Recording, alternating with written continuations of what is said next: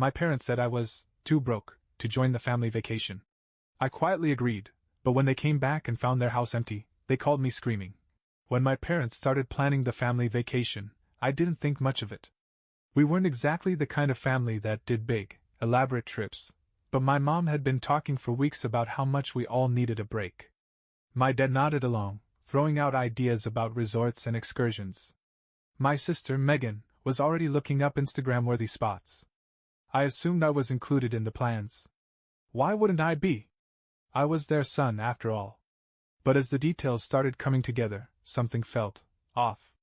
At first, it was small things. They would talk about flight options at dinner, but never asked me which one I preferred.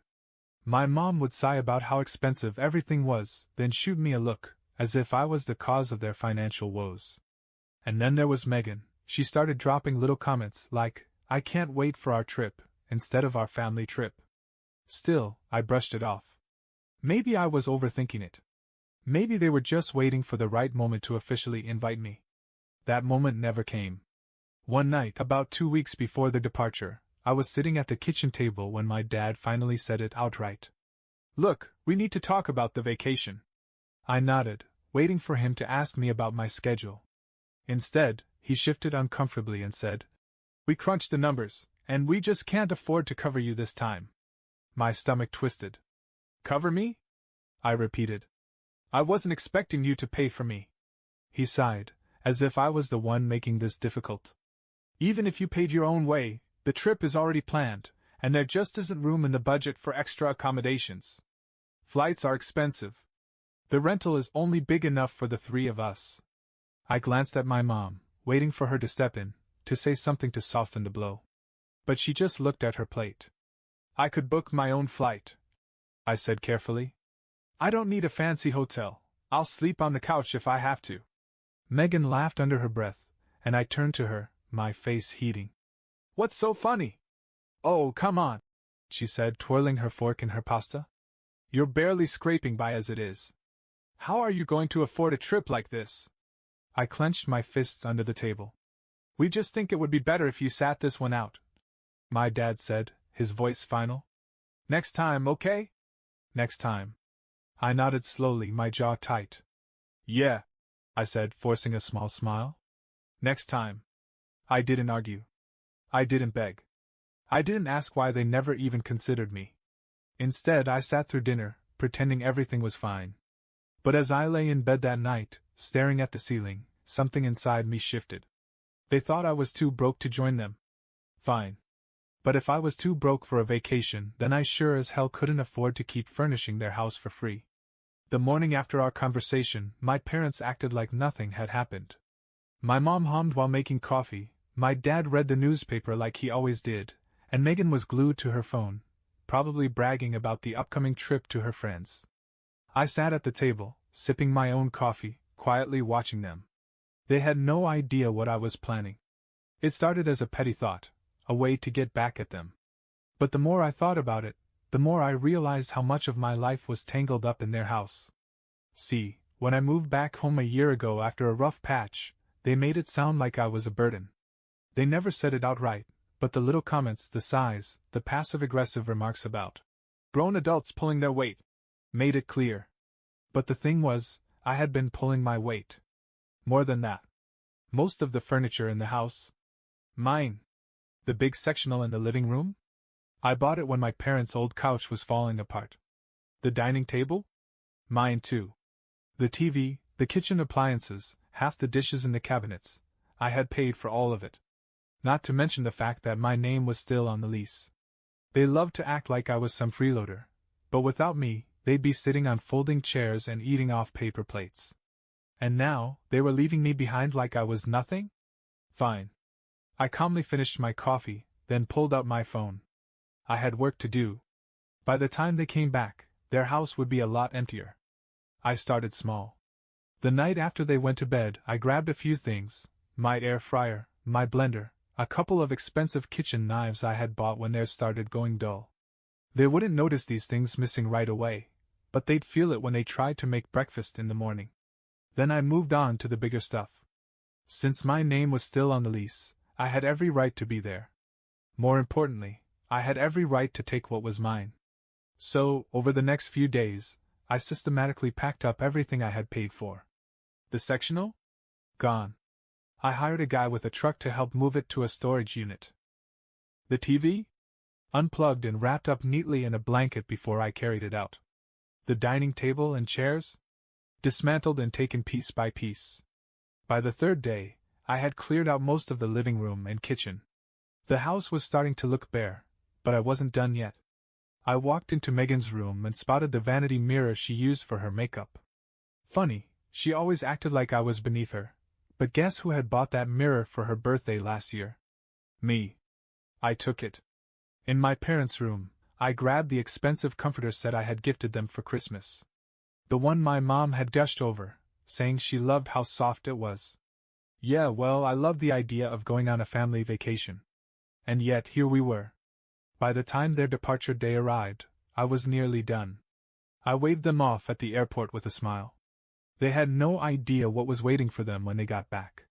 With my parents and Megan officially on their way to their vacation, I had the house to myself. No more whispered conversations, no more passive-aggressive remarks, just silence. And work to do. I had already moved most of the furniture, but there were still smaller things to take care of. The expensive silverware set my mom liked to use for special occasions. Mine. The framed artwork in the hallway? I bought it. The coffee maker my dad used every morning but never once thanked me for? Well, he'd be waking up to nothing when he got back. The best part? They didn't even own the beds. When I first moved back, they had been using the same ancient mattresses they'd had since I was a kid. My mom kept complaining about back pain, so what did I do? I spent my own money I barely had, to buy them a brand new mattress set. So, naturally, I took them back. By the time I was done, the house looked hollow. Like a model home someone had abandoned halfway through staging. The living room was just an empty space, the kitchen cabinets held nothing but mismatched plates, and the bedrooms? Nothing but bed frames and bare floors. It was perfect. I took one last look around, feeling something I hadn't felt in years, satisfaction. Not guilt, not regret, just relief. I locked the door behind me and left. For the first time in a long time, I wasn't just reacting to what they did. I was taking control. Now, all I had to do was wait for the fireworks. The first few days after they left were peaceful.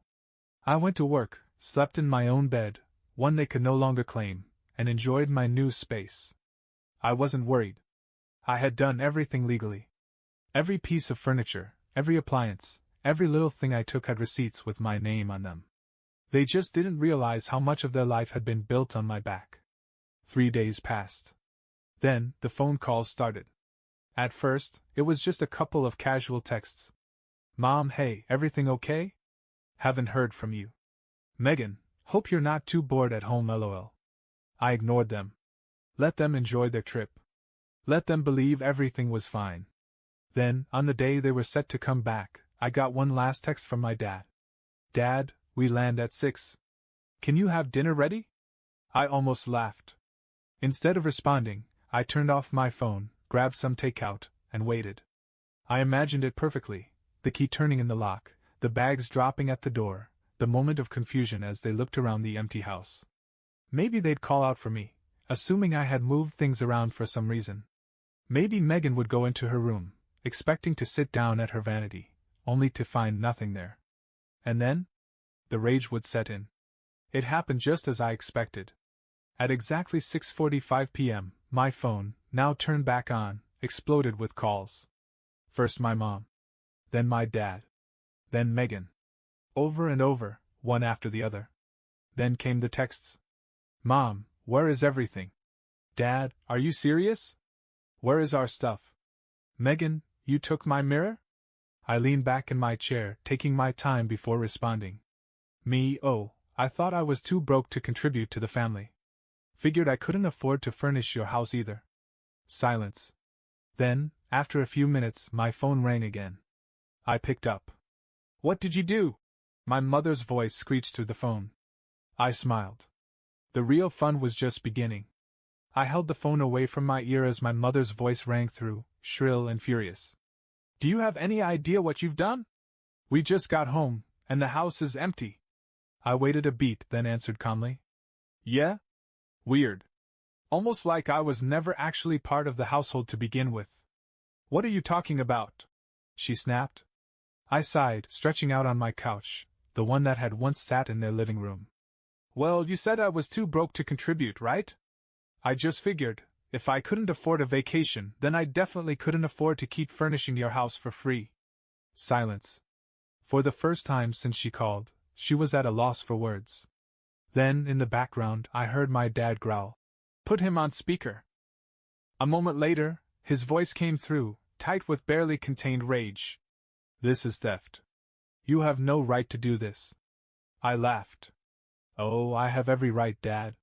My name was on the lease, all of those things were bought with my money, and I even have the receipts to prove it. Want me to send you copies? You ungrateful little. I cut him off. Ungrateful? Oh, that's rich. Let's talk about gratitude. Let's talk about how, for the past year, I've paid for your furniture, your TV, your kitchen supplies, even your mattress, while you've treated me like an inconvenience. We let you live here. My mother shot back. I scoffed. You let me? You mean the same house where I paid rent? The same house where I covered half the groceries? The same house where I furnished nearly every room while you two acted like I was freeloading? Megan's voice chimed in, dripping with outrage. You took my mirror. I rolled my eyes. Yeah. The mirror I bought you as a gift. Feel free to replace it. Oh, wait, that might be tough without my money covering the bills. Dad had had enough. You bring everything back. Tonight. No. His voice dropped, now deadly serious. You think this is funny? You think you can just take everything and walk away? I smiled to myself. I don't think I can. I know I can. The line went dead. I exhaled, tossing my phone onto the couch. That went exactly how I thought it would. But I wasn't naive. I knew this wasn't over. My dad wasn't the type to let things go, and my mom? She would guilt-trip me into the ground if she thought it would work. And Megan? Oh, she'd throw a fit. Still, for the first time in years I felt free. No more being treated like a second-class family member, no more being the financial safety net they walked all over. I had taken back what was mine. Now I just had to see how far they were willing to go to try and take it back. I didn't have to wait long. The next morning, I woke up to a flurry of missed calls and texts. Mom, this is disgusting. We are your family. Dad, you have 24 hours to bring everything back or we take legal action. Megan, I cannot believe you. You are seriously the worst brother ever. Legal action? That made me laugh. I almost wanted to see them try. By noon, my phone rang again. This time, I picked up. This has gone far enough.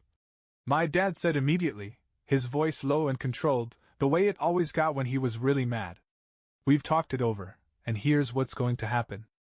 I stayed silent, waiting. You are going to bring everything back tonight, or we will call the police and report you for theft. I had expected this. What I hadn't expected was how much amusement I'd feel hearing it. Theft? I repeated, pretending to be confused.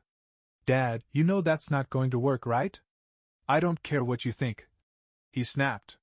If you don't return what you took, we will press charges. I sighed. Dad, let's break this down.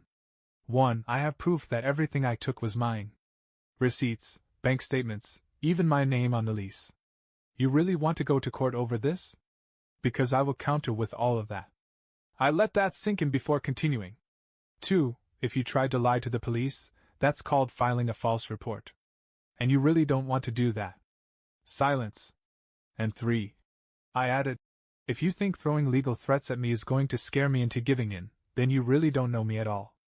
My dad was breathing hard through the phone now, but before he could say anything else, my mom jumped in. Sweetheart, she said, suddenly switching to her sickly sweet voice. Let's not fight. Let's just fix this, okay? We can talk about things, but taking everything was extreme, don't you think? I almost laughed. There it was, the guilt trip. Right on schedule. No, Mom. What's extreme is excluding me from a family vacation while expecting me to keep furnishing your house for free. She sighed dramatically, like I was being difficult on purpose. We thought you'd understand. We thought you'd be happy for us, not act like this. I let out a dry chuckle. Oh, I understand perfectly. You didn't think I'd actually stand up for myself. You're being so childish. Megan snapped back in the background. Like, grow up already. I exhaled. Alright, here's my offer. I'm done with this conversation. You can either accept that I took back what was mine, or you can keep throwing tantrums. Either way, I don't care. Dad finally lost it. You are out of this family. You hear me? If you don't bring everything back, you're done. I smiled. I thought I was already out when you left me behind. And then I hung up. After I hung up, I half expected them to show up at my door. My dad was the kind of guy who liked control, and I had just ripped it away from him. But the knock on my door never came. Instead, the silence stretched for hours. No more calls. No more texts. It was a relief, until I got one unexpected message. It was from my aunt, my mom's sister. Aunt Karen, hey, can we talk? I hesitated. I hadn't told anyone else in the family what happened, but clearly, my parents had started running their mouths. I called her, and she answered immediately. Sweetheart, what is going on? She demanded. I sighed.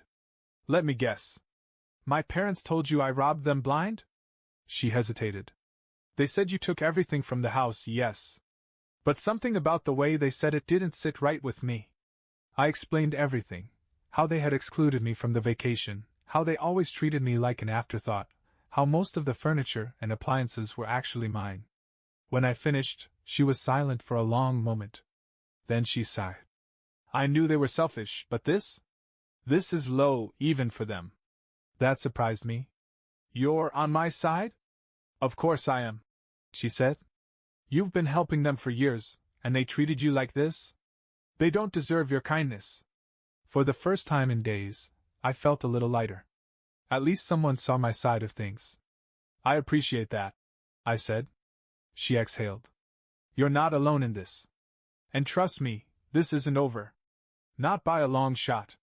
And Karen wasn't kidding, this wasn't over. The next morning, I woke up to even more missed calls and texts, but this time, they weren't just from my parents and Megan. My uncle, my grandmother, even a couple of cousins had started weighing in. Clearly, my parents had launched a full-blown family smear campaign. Cousin Jake, dude, what's going on? Your mom is saying you stole everything from them? Grandma, honey, I don't understand. Why would you do this? Can't you all just talk it out?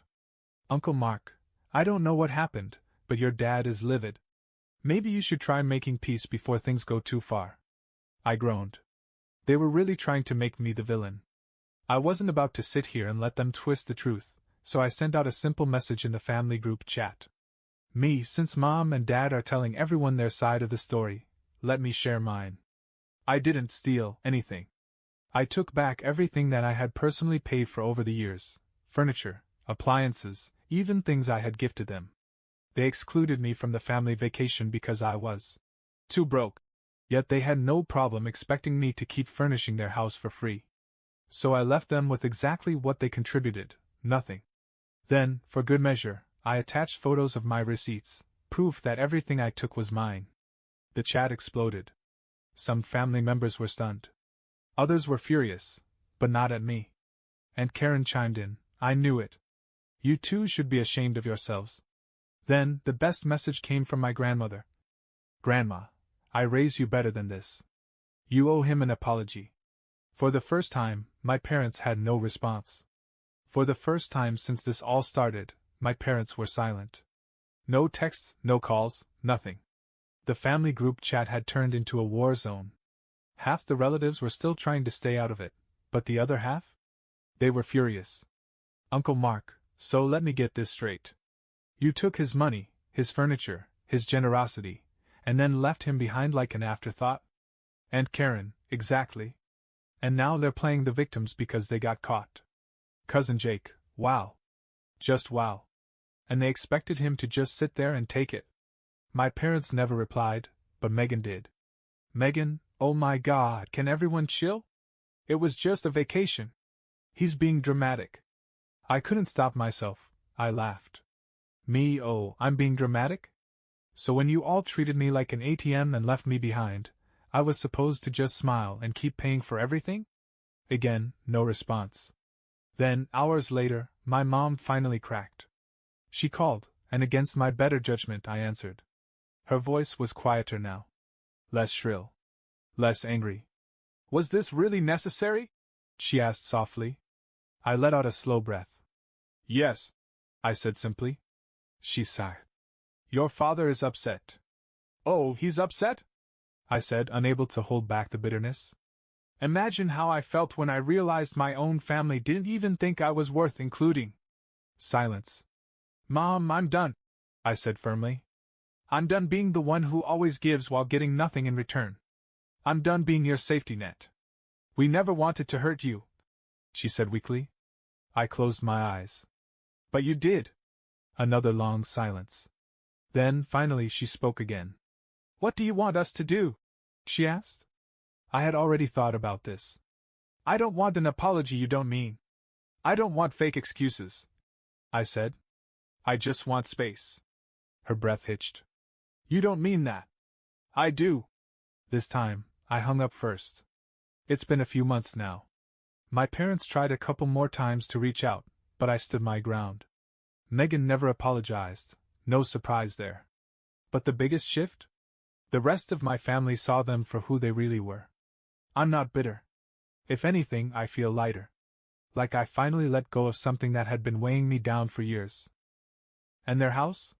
Last I heard, they're still scrambling to replace everything. I hope they enjoy the empty space. It's exactly what they left me with.